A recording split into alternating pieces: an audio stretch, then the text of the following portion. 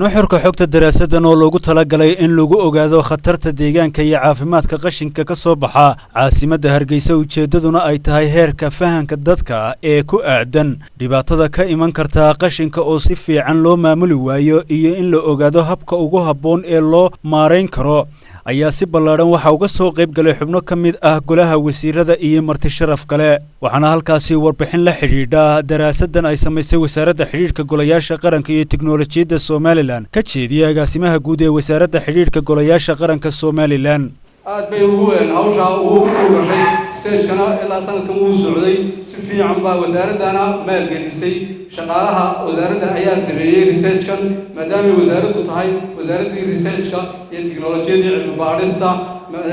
research-ku wadan aan research lahayn wadan ma aha sidaas daraadeed ayay research-ka qashinka loo sameeyay waxyaabo badan oo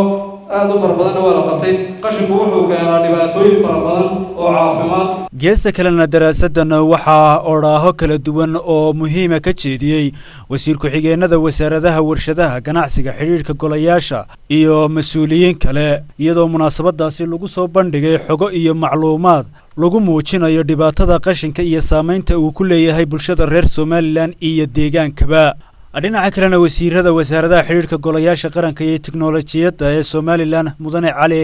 Xamed Jibriil iyo wasiirka dhalinyarada iyo ciyaaraha Somaliland mudane Cabdirasaaq Waabari Roble ayaa iyaguna halkaasi kelmadihii ku habboonaa ka jeediyay daraasadaasi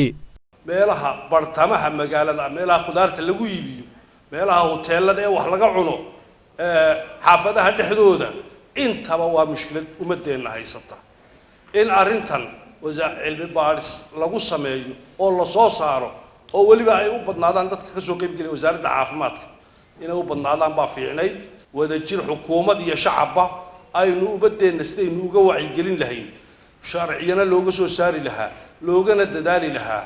inaynu bataqaanay u soo wada jeesano waa muhiim waan hambalyeynaya wasaaradda barnaamijkan soo diyaarisay marka aad dawladda dhexe iyo wareegtada madaxweynuhu soo saaray aad iyo aad baan ugu mahadnaqayaa wasaaradda deegaanka wixii ay wax ka qabatay iyo madaxweynaha jamhuuriyadda Somaliland mamnuucidii bacaan la mamnuucay waxay ujeedada ka dambeysay taa maanta ka sheekeen oo kale ahayn marka waa waajib qof kasta saaran